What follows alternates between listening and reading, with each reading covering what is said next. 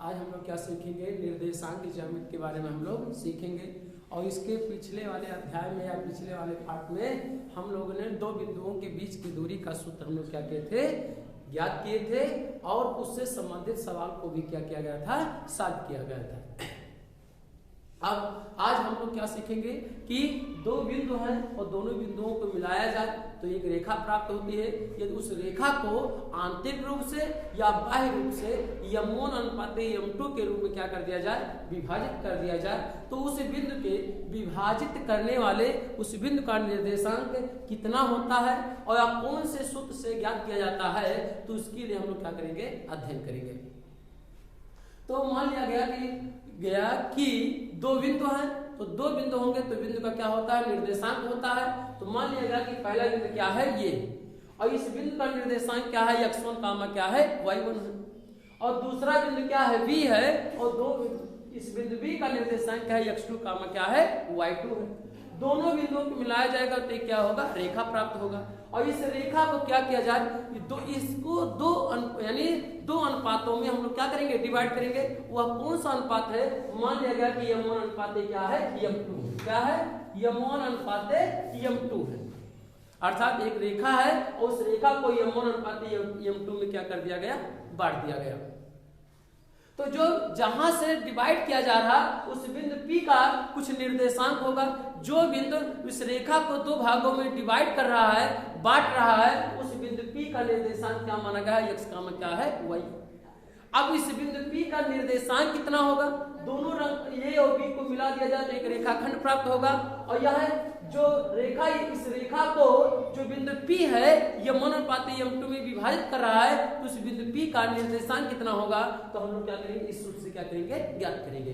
कौन सा, विभाजन सूत्र यानी इसे हम लोग कहते हैं। और मान लिया गया कि माना दो बिंदु A और A का निर्देशांक क्या है, x1 कामा y1, तथा एक B है और इसका निर्देशांक x2 कामा क्या है, y2 को मिलाने वाले रेखाखंड AB को आंतरिक रूप को m1 अनुपात m2 के अनुपात में आंतरिक रूप से विभाजित करने वाले बिंदु P के निर्देशांक। तो जो ये बिंदु P है, इस रेखा को m1 अनुपात m2 में क्या कर रहा है, विभाजित कर रहा है, तो इस बिंदु P का जो निर्देशांक होगा P कोष्टक में x का क्या होगा, y।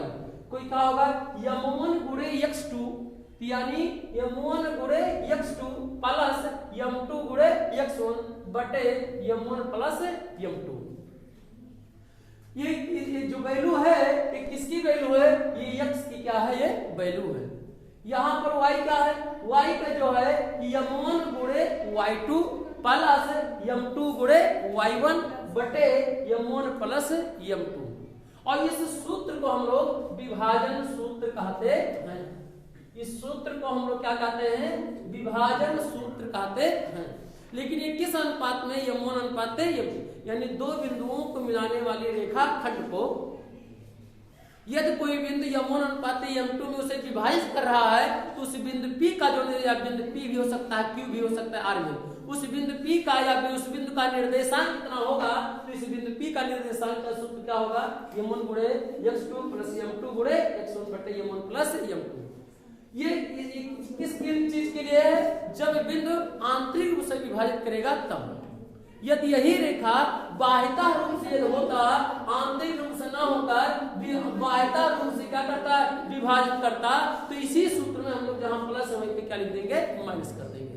तो आंतरिक और बाह्यता रूप में क्या है, यही अंतर है। यहाँ पर यहाँ P कोष्टक में x कामा जो y होगा, तो m1 गुणे x2 और माइनस m2 गुणे x1 बटे m1 माइनस m2। यहाँ पर कहेंगे m1 गुणे y2 माइनस m2 गुणे y1 बटे m1 माइनस m2। तो यानी इस सूत्र, इसे भी विभाजन का क्या कहते हैं, सूत्र कहते हैं। लेकिन ये कौन सा रूप, जब बिंदु यानी उस रेखा को जब बाह्यता विभाजित करेगा तो यह सूत्र लगाया जाएगा, और जब आंतरिक रूप से विभाजित करेगा तो इस सूत्र का क्या करेंगे, हम लोग उपयोग करेंगे। तो विभाजन सूत्र यानी दो बिंदुओं को मिलाने वाली रेखाखंड को अंतः विभाजित करेगा, इस सूत्र का उपयोग किया जाएगा। और जब बाह्यता कहेगा तो क्या करेंगे, इस सूत्र का उपयोग करेंगे। अब हम लोग समझेंगे इससे संबंधित क्वेश्चनों को हम लोग क्या करेंगे, सॉल्व करेंगे। तो एक सवाल है, पहला 7.2 का क्वेश्चन है कि उस बिंदु के निर्देशांक ज्ञात कीजिए जो दो बिंदुओं -1,7 और 4,3 को मिलाने वाले रेखाखंड को दो अनुपातों के अनुपात में विभाजित करता है। चूंकि इस प्रश्न में कुछ ना तो अंतः दिया है ना तो बाह्यता दिया है, लेकिन इस बात को हम मान के चलेंगे कि क्या कर रहा है, अंतः विभाजित कर रहा है। तो यानी अंतः विभाजित करने वाले बिंदु P की क्या करना है, निर्देशांक ज्ञात करना है। तो हम लोग इस सूत्र को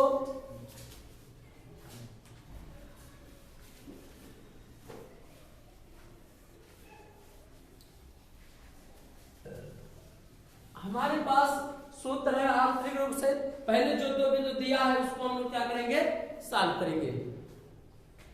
एक बिंदु दिया है ये, ए का निर्देशांक कितना है बाबू, -1, कितना है 7, और एक बिंदु दूसरा बिंदु क्या है, बी है, और इसका निर्देशांक कितना है 4, कितना है -3 है।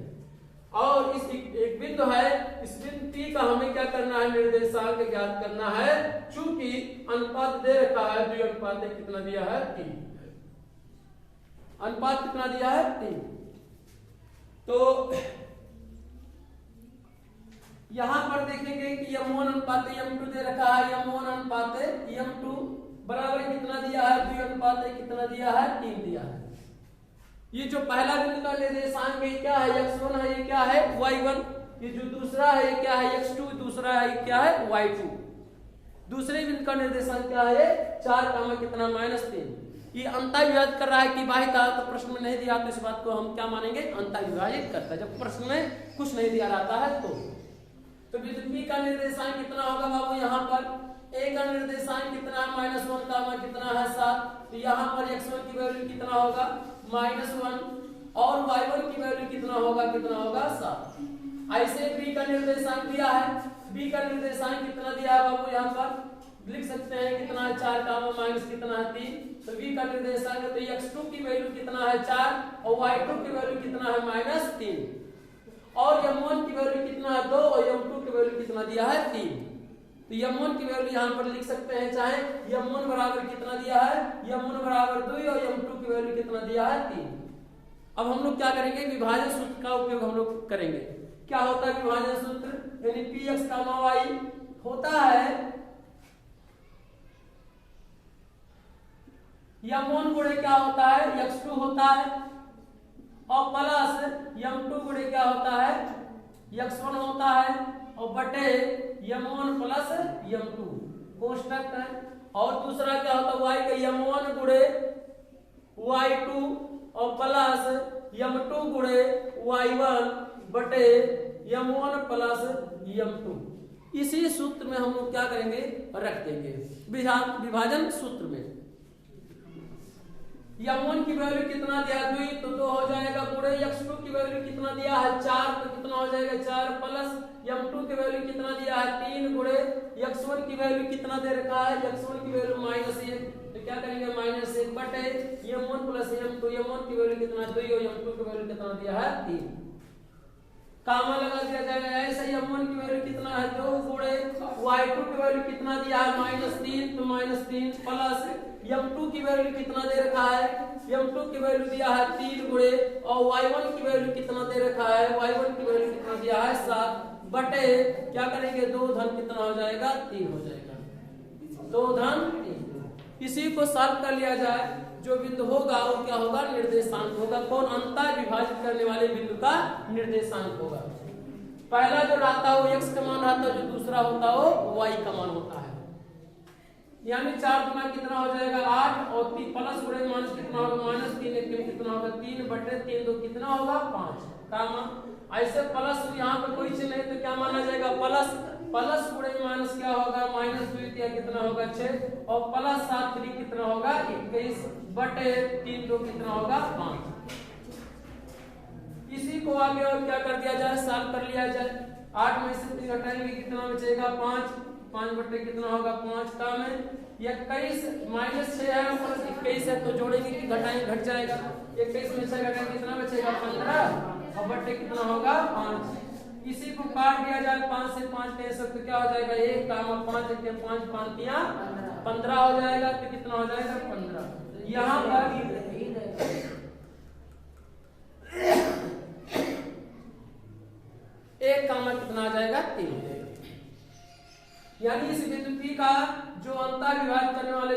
का निर्देशांक होगा वो कितना होगा बाबू, वो 1 कामा कितना होगा 3 होगा, यानी x की वैल्यू 1 और y की वैल्यू कितना हो जाएगा 3। तो इस तरह से हमारा ये क्या हो जाएगा, आंसर हो जाएगा अंतः विभाजित करने वाले बिंदु का निर्देशांक का क्या हो जाएगा, आंसर हो जाएगा। ऐसे कहा है प्रश्न में कि एक रेखाखंड है उसको समत्रिभाजित करने वाले बिंदुओं के निर्देशांक ज्ञात कीजिए। ऐसे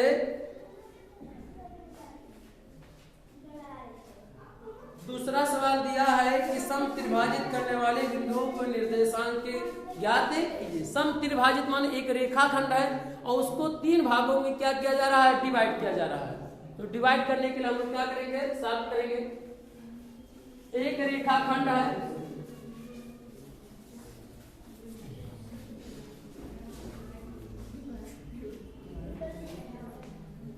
दो बिंदु है, यानी क्या है, एक रेखाखंड है, एक का निर्देशांक कितना मान लिया गया 4 कामा -1, एक बिंदु बी है और इस बिंदु बी का निर्देशांक कितना है 2 कामा कितना -3, और इस रेखाखंड को कितने बिंदुओं पर यानी कितने समत्रिभाजित कर रहा है, यानी इस रेखा को 3 भागों में विभाजित किया जा रहा है। अर्थात 3 रेखा में विभाजित करने के लिए हमें सामान्य क्या होता है, बराबर। मान लिया गया P और Q दोनों रेखाएं क्या करती हैं, विभाजित करती हैं। इस रेखा A और B को यानी AB रेखा को 2 बिंदु P और Q इसे 3 भागों में क्या करती हैं, विभाजित कर रही है। मान लिया गया कि P और Q क्या है, विभाजन बिंदु की क्या है, बिंदु है, यानी उस रेखा को विभाजित करने वाले बिंदु हैं। तो यहां पर A का निर्देशांक और B है। मान लिया गया कि माना बिंदु P और Q, माना बिंदु P और Q, मान लिया गया बिंदु P और Q रेखाखंड AB को किसमें समत्रिभाजित करते हैं, क्या करते हैं, समत्रिभाजित करते हैं, समत्रिभाजित करते हैं, क्या करते हैं, समत्रिभाजित करते हैं। अब यहां पर अगर बिंदु P की बात होगा तो 2 भाग इधर है, 1 भाग इधर है। तो जो बिंदु P होगा, जब बिंदु P की बात किया जाएगा तो 1 भाग इधर, कितने भाग इधर है, 2 भाग, तो यानी 1:2 में क्या करेगा, ये विभाजित करेगा। जो बिंदु Q होगा ये कितने अनुपातों में, तो 2:1 के अनुपात में, क्योंकि 2 भाग इधर 1 भाग उधर, तो यानी 2:1 में क्या करेगा, ये विभाजित करेगा। तो यहाँ यानी बिंदु P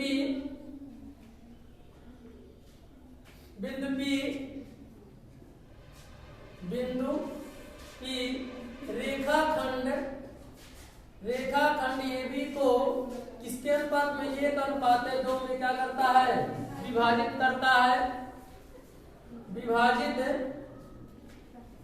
क्यों, क्योंकि 1 भाग इधर है, कितने भाग इधर है, 2 भाग, तो 1:2 क्या हो जाएगा, 2 हो जाएगा।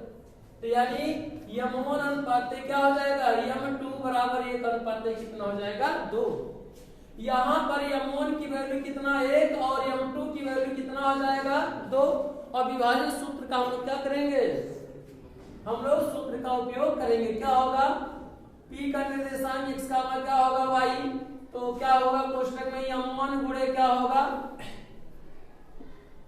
M1 गुणे x2 और प्लस क्या होता है M2 गुणे y x1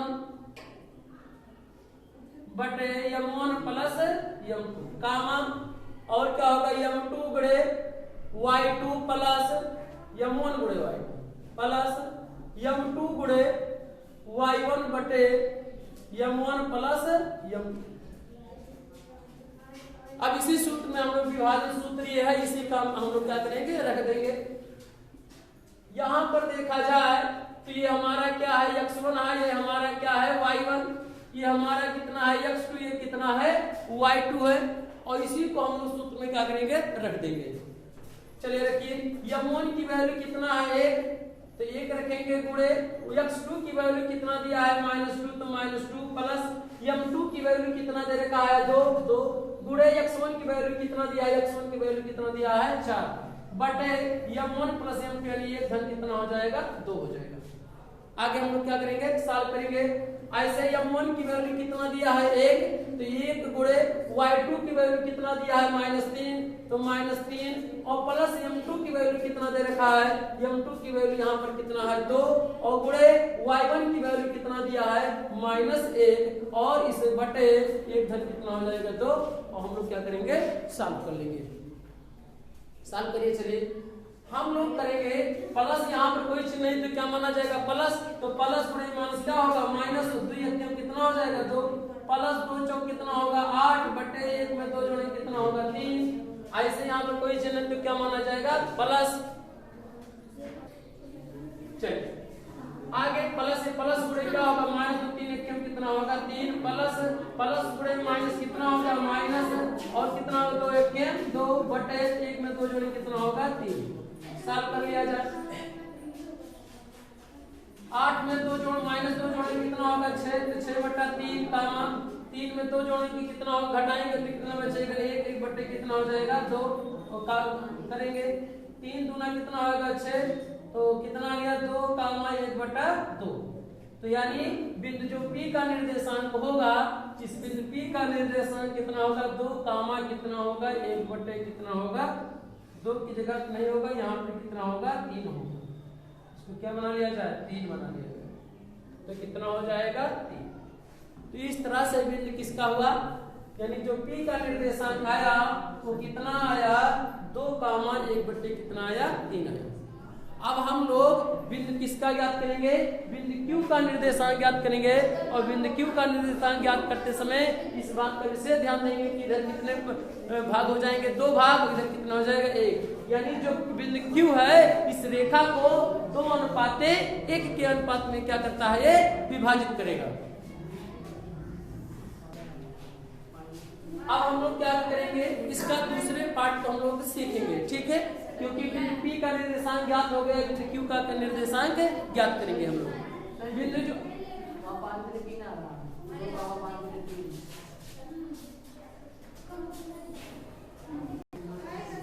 यहाँ पर हम देख सकते हैं कि यहाँ प्लस गुणे माइनस होता है, तो यहाँ पे क्या हो जाएगा माइनस और 1 का गुणा 3 करें कितना हो जाएगा 3, और यहाँ पे प्लस गुणे माइनस माइनस 2 होगा, माइनस माइनस आपस में क्या हो जाएगा जुड़ जाएगा, तो कितना होगा -3 -2 कितना होगा -5 होगा, 1 की जगह पे कितना हो जाएगा -5 और 2 में 1 जोड़ेंगे कितना हो जाएगा 3, तो यहाँ पे क्या है 3। हम लोग इसको क्या करेंगे सही कर लेंगे, कितना होगा -5 बटे कितना होगा 3 होगा। तो हम लोग इसका एक पार्ट हम लोग पढ़े, अब इसका दूसरा बिंदु P का निर्देशांक ज्ञात हो गया, बिंदु हम लोग क्या करेंगे Q का निर्देशांक ज्ञात करेंगे। तो इस बिंदु Q की जगह पे हम लोग क्या करेंगे, ये m1 और m2 की जगह पर क्या कर लेंगे हम लोग थोड़ा सा पैमाना बिंदु P की जगह क्या लिखेंगे Q लिखेंगे, क्या लिखेंगे Q, क्या लिखेंगे माना बिंदु Q, माना बिंदु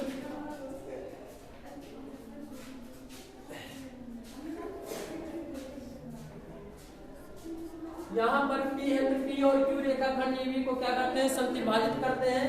बिंदु जहाँ P है यहाँ पर क्या लिखेंगे Q, रेखाखंड AB को किस अनुपात में विभाजित करेगा, जब इसकी बात होगा तो इधर कितने भाग 2 भाग, इधर कितना होंगे 1, तो कितना हो जाएगा 2 अनुपात में कितना हो जाएगा 1, तो इधर कितना हो जाएगा 2 अनुपात में कितना हो जाएगा 1 हो जाएगा। तो इधर क्या हो जाएगा, मान लिया गया कि बिंदु Q रेखाखंड AB को 2 अनुपात 1 के अनुपात में क्या करता है विभाजित करता है। तो यहाँ पर m1 और m2 की वैल्यू कितना हो जाएगा, कितना है यहाँ पर 2 अनुपात कितना है 1 है, कितना है 2 अनुपात 1। तो इसके बाद हम लोग यहाँ पर m1 और m2 क्या हो जाएगा बदल जाएगा, m1 की वैल्यू कितना है 2 और m2 की वैल्यू कितना दिया है 1, और हम लोग विभाजन सूत्र जहाँ P है वहां पर क्या लिखेंगे Q, क्या लिखेंगे Q, और x डैश और क्या कर लेंगे y डैश मान लेंगे, जो Q का निर्देशांक होगा x डैश और क्या मान लेंगे y डैश क्या करेंगे मान लेंगे। और इसके बाद इसी विभाजन सूत्र में हम लोग क्या करेंगे निर्देशांक को हम लोग क्या करेंगे सॉल्व कर लेंगे विभाजन सूत्र की सहायता से। इसी सूत्र में हम लोग जो है इसी सूत्र में हम लोग क्या करेंगे रख देंगे बिंदु Q का निर्देशांक ज्ञात करने के लिए।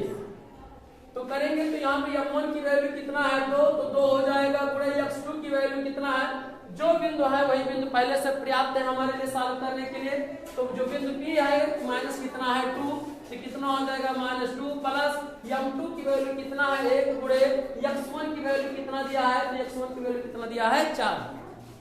इस बात को x1 y1 x2 y2 को हम लोग सवाल में भी नोट कर सकते हैं या लिख सकते हैं कि यहाँ पर x1 की वैल्यू 4, y1 की वैल्यू -1, x2 की वैल्यू -2, y2 की वैल्यू कितना हो जाएगा -3 होगा। लिख सकते हैं, यहाँ पर लिख सकते हैं या नीचे लिख सकते हैं, लिख सकते हैं।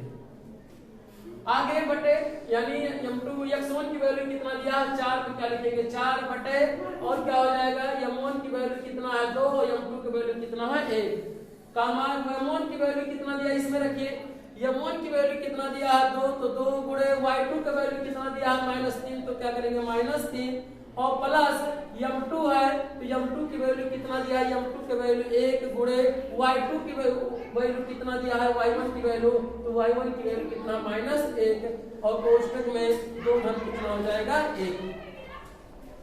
इसी को साफ कर लिया जाए जो होगा ये हमारा क्या होगा आंसर हो जाएगा। प्लस गुणे माइनस कितना होगा -2 का गुणा 2 गुना 4 प्लस 1 का गुणा 4 में करेंगे तो 1 चौके कितना होगा 4, तो 4 हो जाएगा बटे 3, 2 में 1 जोड़े कितना हो जाएगा 3, कामा यहाँ प्लस प्लस गुणे माइनस तो क्या हो जाएगा माइनस, तो 2 यहाँ कितना होगा 6 -6 प्लस प्लस गुणे माइनस तो माइनस, तो 1 1 क्या होगा 1 बटे 2 में 3 जोड़े कितना हो जाए 3 हो जाएगा, कितना हो जाएगा 3। यहाँ से 4 में से 4 घटाएंगे तो 0 0 बटे कितना हो जाएगा 3, फिर 6 में 1 जोड़े कितना -1 जोड़े कितना होगा -7 बटे कितना हो जाएगा 3। जब 0 में 3 से भाग दिया जाएगा तो कितना हो जाएगा 0 और -7 बटे कितना हो जाएगा 3। इस बिंदु Q का जो निर्देशांक होगा, इस बिंदु Q का निर्देशांक x डैश और y डैश होगा, तो इसका निर्देशांक कितना आया 0, -7 बटे 3। तो हम लोगों का क्या हो जाएगा, यही क्या हो जाएगा आंसर हो जाएगा। और जब भी हम लोग सॉल्व करेंगे तो इस सूत्र का यानी विभाजन सूत्र का उपयोग हम लोग करेंगे। अगर अंतःकहता प्रश्न में कहा है कुछ नहीं कहा रहता है तो अंतः माना जाता है, नहीं तो प्रश्न में दिया रहता है तो हम लोग को बाह्यता रहेगा, तो बाह्यता के लिए जहां प्लस है वहीं पर क्या करेंगे माइनस का उपयोग कर देंगे। तो हम लोग नेक्स्ट क्वेश्चन हम लोग करेंगे।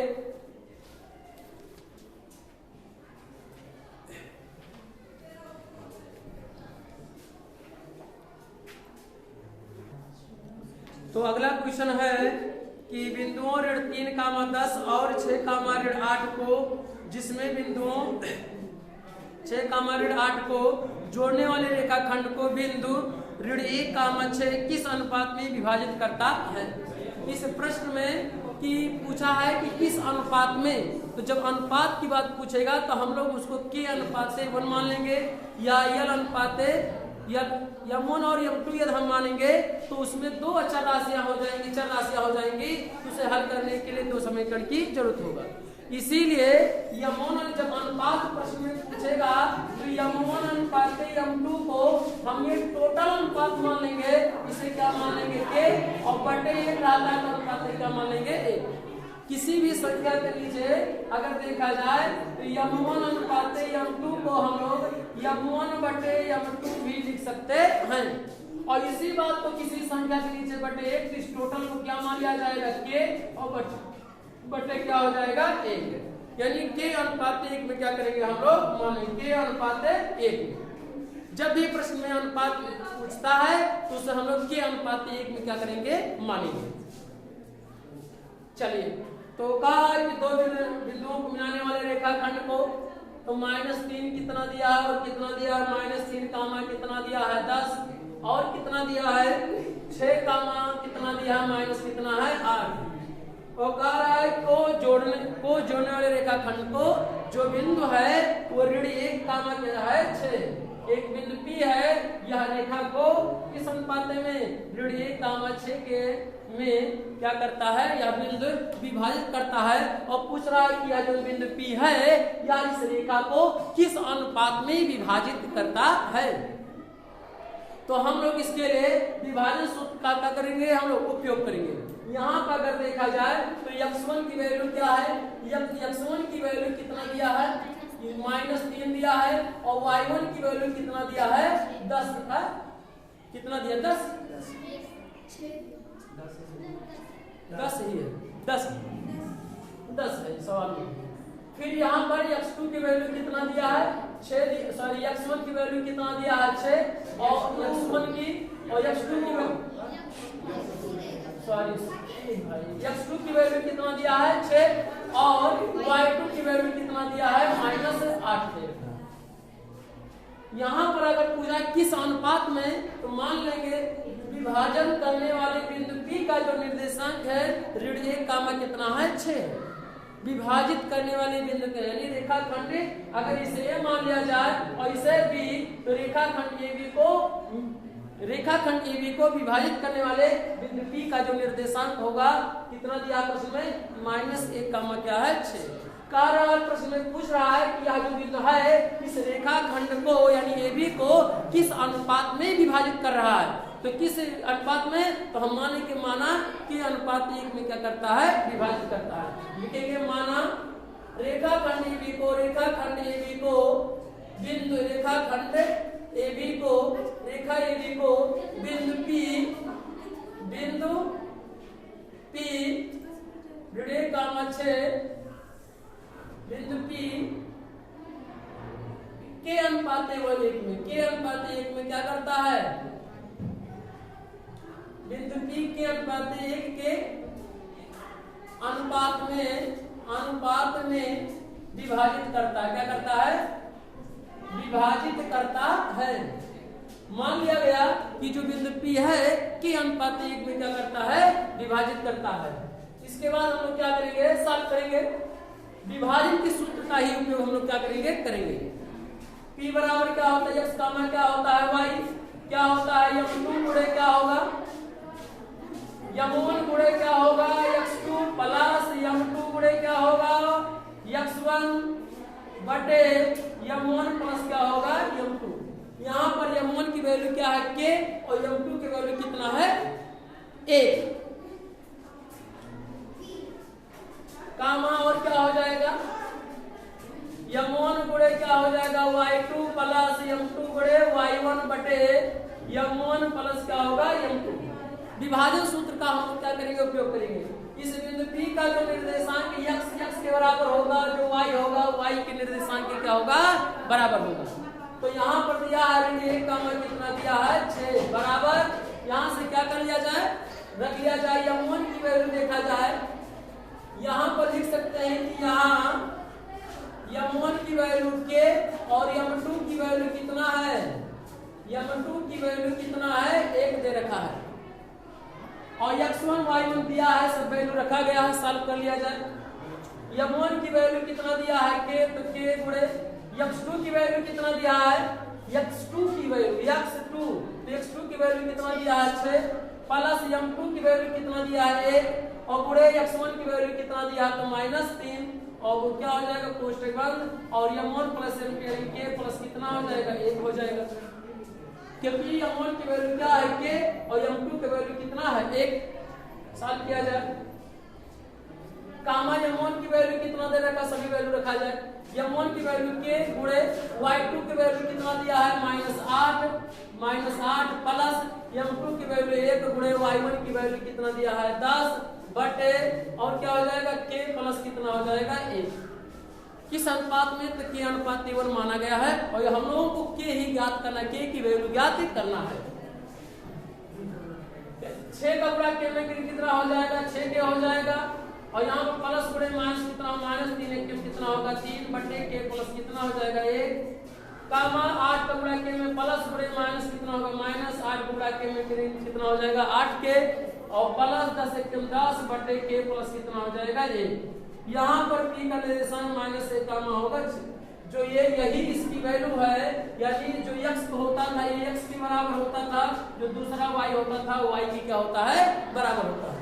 तो यहाँ पर क्या कर लिया जाए तुलना कर लिया जाए क्या कर लिया जाए तुलना करने पर क्योंकि जो x का वैल्यू है x होता है जो दूसरा हो तो y होता है तो y होता है क्योंकि विभाजित करने वाले निर्देशांक यही है और जो कि ये भी सूत्र की सहायता से ज्ञात कर लिया कि ये भी है।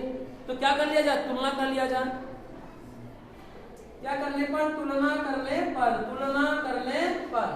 करेंगे तुलना कितना आएगा बाबू ऋण 1 बराबर कितना होगा 6 के -3 बटे क्या होगा k प्लस कितना हो जाएगा 1 और अब इसके बाद क्या करेंगे हम लोग अगर ये रैखिक है तो इसको हम लोग तिरछा गुणा करके हम लोग क्या बना लेंगे, रैखिक के रूप में क्या करेंगे, समीकरण में चेंज कर लेंगे। एक का गुणा करेंगे कितना, एक बटे एक मान लेंगे नहीं है, और तिरछा गुणा करेंगे।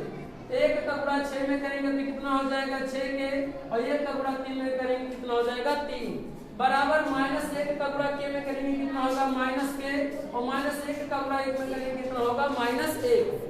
चर को एक तरफ कर लें और चर को एक तरफ कर लें, करेंगे कितना होगा बाबू 6 के, माइनस के आ रहा है इधर पे क्या हो जाएगा प्लस के, और -1 इधर पहले से ऑलरेडी है, और -3 इधर जाएगा तो क्या हो जाएगा +3 हो जाएगा, कितना हो जाएगा +3। तो यहाँ पर 6 के और 1 के कितना हो जाएगा 7 के, में कितना होगा 7 के बराबर ऋण 1 में 3 जोड़ेंगे कितना होगा, यहाँ पर घट जाएगा, 3 में 1 घटाएंगे तो घट जाएगा, कितना बचेगा 2, तो के बराबर कितना आ जाएगा 2 बटे कितना आ जाएगा 7, के बराबर कितना आ जाएगा 2 बटे 7। यहाँ पर अगर देखा जाए तो के बराबर 2 बटे कितना आ जाएगा 7, यानी के की वैल्यू कितना गया 2 बटे 7 हो गया। यही के माना गया था कि 2 अनुपात कितना होगा 7, क्योंकि 2 बटे को हम लोग क्या लिखते हैं अनुपात, तो अनुपात बटे 7 है तो 7, यानी 2 अनुपात क्या हो गया 7, जो यानी जो के की वैल्यू आया वो वैल्यू कितना आया 2 अनुपात 7 आया। अर्थात जो बिंदु P है इस रेखा को किस अनुपात में विभाजित कर रहा है, तो 2 अनुपात 7 के अनुपात में क्या कर रहा है विभाजित कर रहा है, और ये हमें क्या करना था साफ करना था। आप हमने x की तुलना यहाँ पर किया है, आप y का तुलना करके भी हल करेंगे तो k का वैल्यू क्या होगा वही प्राप्त होगा जो इससे प्राप्त हुआ है। तो आप इसको क्या करेंगे स्वयं आप इस बात को देखेंगे कि y की वैल्यू इससे तुलना करेंगे तो k की वैल्यू 2 अनुपात 7 आ रहा है कि नहीं। अब इसको क्या करेंगे सॉल्व करेंगे। नेक्स्ट पार्ट में हम लोग अध्ययन करेंगे।